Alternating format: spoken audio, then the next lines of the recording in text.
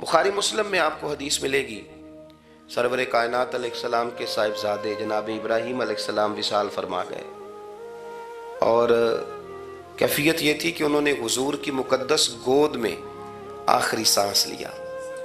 दाढ़ी मुबारक महबूब की आंसुओं से भर गई। हज़रत अनस कहते हैं, अर्ज़ की या रसूलल्लाह आप भी आंसू बहाते हैं? फरमाया मेरा बेटा गया है तो आंसू निकल आए हैं, वरना मेरी ज़ुबान पे वही जारी है जिससे मेरा रब राज़ी होता है। उसी दिन ना, जिस दिन सरकार के साहिबजादे का विसाल हुआ, उसी दिन सूरज को ग्रहण हो गया। कुछ लोगों ने बात जोड़ दी, कहने लगे कि आज चूंकि हुजूर सैयद आलम अलैहिस्सलाम के साहिबजादे का विसाल हो गया है तो आज देखो सूरज को भी ग्रहण हो गया है। बात जोड़ दी, गम की कैफियत थी, सरकार की मुकद्दस दाढ़ी आंसुओं से भरी हुई थी, हालात का तकाजा और उसकी समत कुछ और थी। हुजूर ने जुमे का इंतजार नहीं फरमाया, फरमाया बुलाओ लोगों को मस्जिद में। लोग जमा हो गए और सहाबा फरमाते हैं हमारे ख्याल में ये था कि ये मौका नहीं था, आज न जिहाद के लिए हुक्म आना है, किस मकसद के लिए हुजूर ने तलब फरमाया, लेकिन जब हम गए इतना जरूरी काम है नजरियात का साफ होना। अल्लाह के महबूब ने लोगों को उसी दिन बुला के फरमाया, लोगों सुनो, सूरज और चांद को जब ग्रहण लगे तो इस्तिगफार पढ़ा करो, तस्बीहात किया करो, नवाफल अदा किया करो, अल्लाह के हुजूर हाजिर हुआ करो। फरमाया ये सूरज और चांद को जब ग्रहण लगे तो ये अल्लाह की निशानियों में से निशानी होता है, किसी बंदे के दुनिया से जाने का इसके साथ कोई ताल्लुक नहीं। तुमने अपने जहन को ठीक रखना, अफकार को ठीक रखना, किसी भी किस्म की तुमने ओहाम परस्ती का शिकार नहीं हो। मजबूत रहें, मजबूत रहें, उठ बांध कमर क्यों डरता है, फिर देखो खुदा क्या करता है। आप मजबूत रहें, जब मजबूत रहेंगे तो इंशाअल्लाह तवानाई अल्लाह की तरफ से अता कर दी जाएगी। दूसरी बात, नबी पाक सल्लल्लाहु ताला अलैहि वसल्लम ने ना तमाम अंबिया किराम अलैहिमुस्सलाम के बारे में लोगों के जहनों की इस्लाह की। आप कभी कुरान हकीम का मुताला फरमाएं, अहादीस मुबारका को पढ़ें तो मेरे महबूब करीम की शान ये है कि हुजूर ना अंबिया की शानें बयान करते हैं।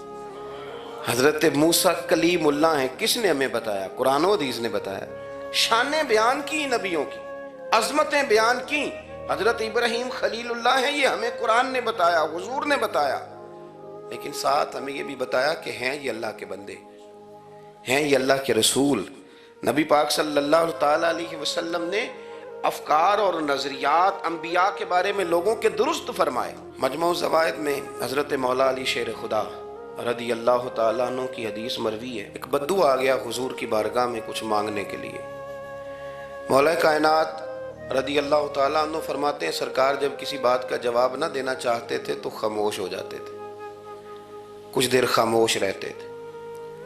और हुजूर का खामोश रहना भी हमारे मुहद्दिसीन ने महफूज किया है। अक़साम हदीस में से एक हदीस है जिसे हदीस तकरीरी कहा जाता है।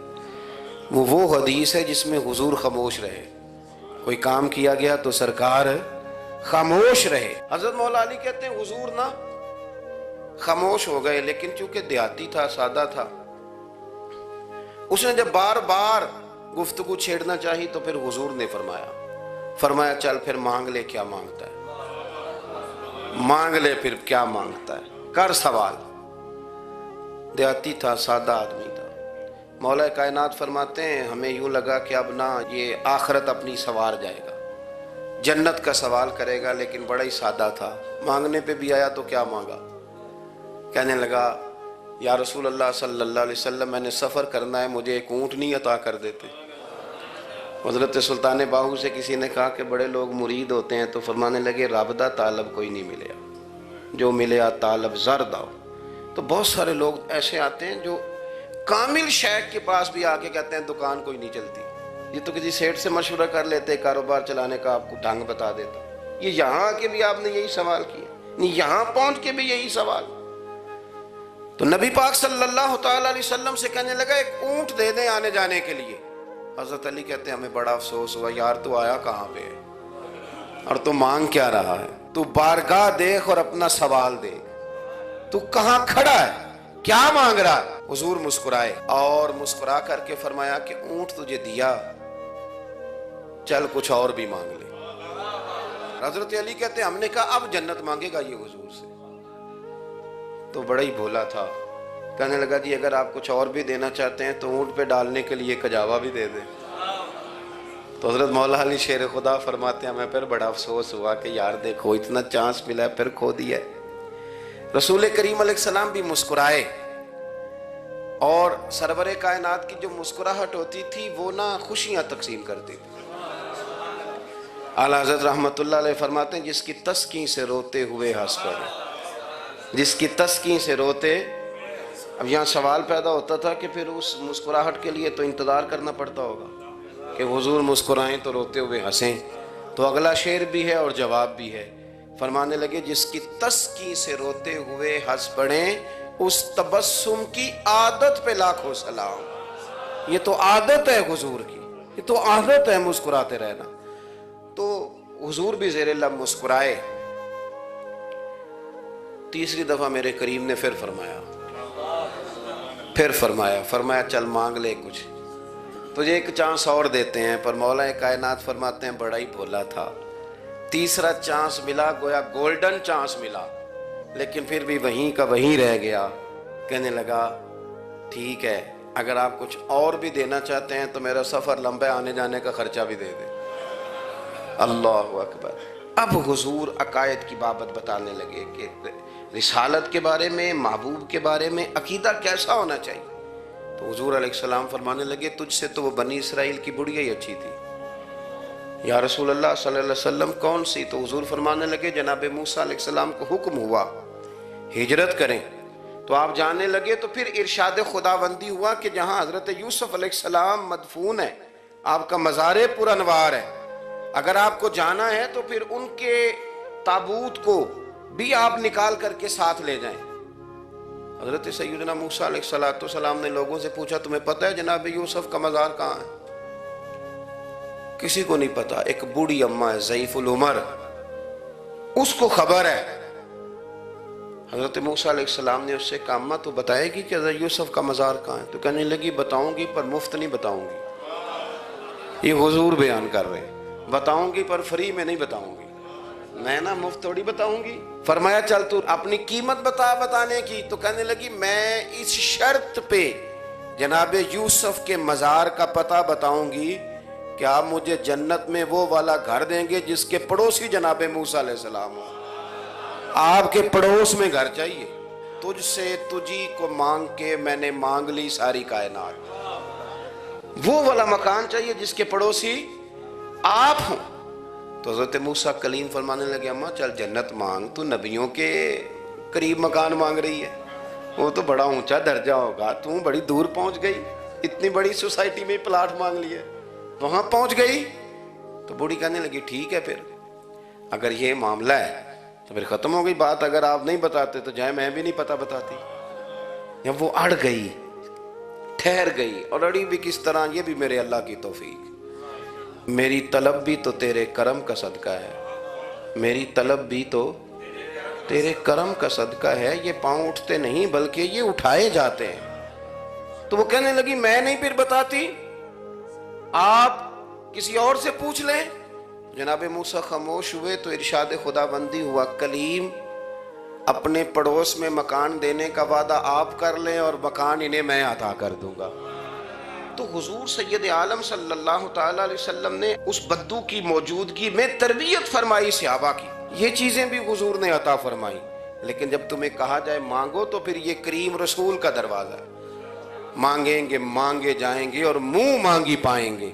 سرکار میں نہ لا ہے نہ حاجت اگر کی، تو افکار کا حسن، نظریات کی پاکیزگی۔ ہمارے ہاں نا آج کل جو ہمیں لیکچر دیے جاتے ہیں نا، بالخصوص جو طلباء سائنس پڑھتے ہیں، تو وہ جب سوالات اٹھاتے ہیں تو اس میں کچھ ایسی چیزیں بھی آتی ہیں۔ یہ ابھی کورونا کے حالات جب پچھلے دنوں چل رہے تھے تو اس وقت 2-3 قسم کے لوگ ہوئے۔ ایک تو وہ ہوتے ہیں جو بالکل نہیں ڈرتے، کہتے ہیں چھوڑو جو ہوگا دیکھا جائے گا، اور ایک وہ ہوتے ہیں جو اتنا ڈرتے ہیں کہ بیچارے اپنے سائے سے بھی ڈرنے لگ جاتے ہیں۔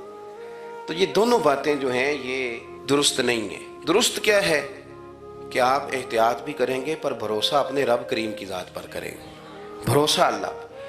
تو لوگوں کو ڈرایا جاتا ہے، اور جو خوف پھیلایا جاتا ہے ہمارے ہاں وہ بڑا عجیب قسم کا انداز ہے. قبر کو کھڑکی کوئی نہیں ہوتی، دروازہ کوئی نہیں ہوتا، آکسیجن کیسے جائے گی؟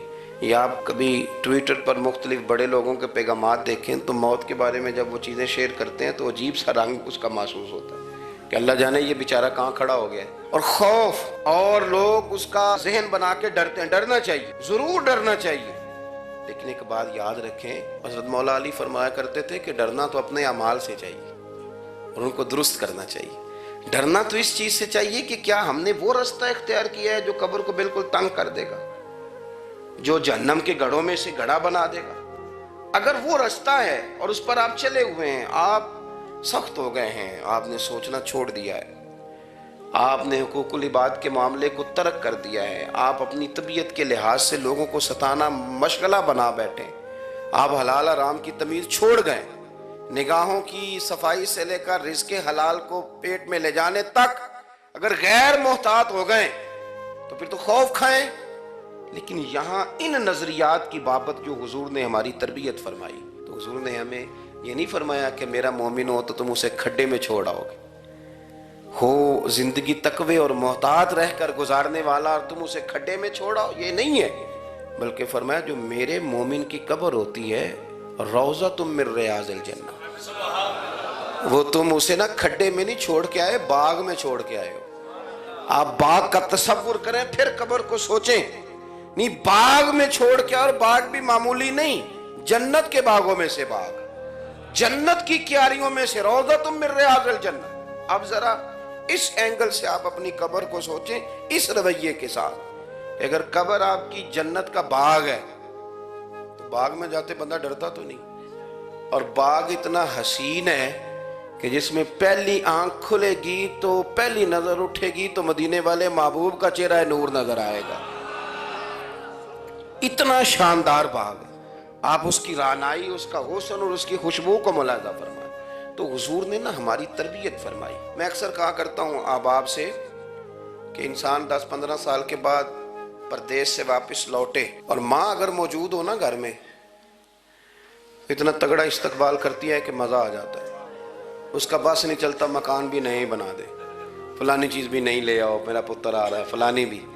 تو سالوں بعد بندہ گھر لوٹے تو ماں اتنا استقبال نہیں کرتی جتنا قبر میں اللہ کی رحمت بندے کا استقبال کرتے. اس لیے جب یہ سوچ بن گئی تھی نا صحابہ کی حصول جنت کی، تو پھر ان کو لگاؤ ہو گیا تھا. پھر دنیا کی زندگی، جاہ و جلال، مال و دولت اتنا زیادہ وقت نہیں رکھتا تھا ان کی نظر میں. پھر وہ سمجھ گئے تھے اس بات کو کہ کن فی الدنیا کانک غریب و عابر سبیل. سمجھ گئے تھے کہ یہ مسافر ہے ہم یہاں.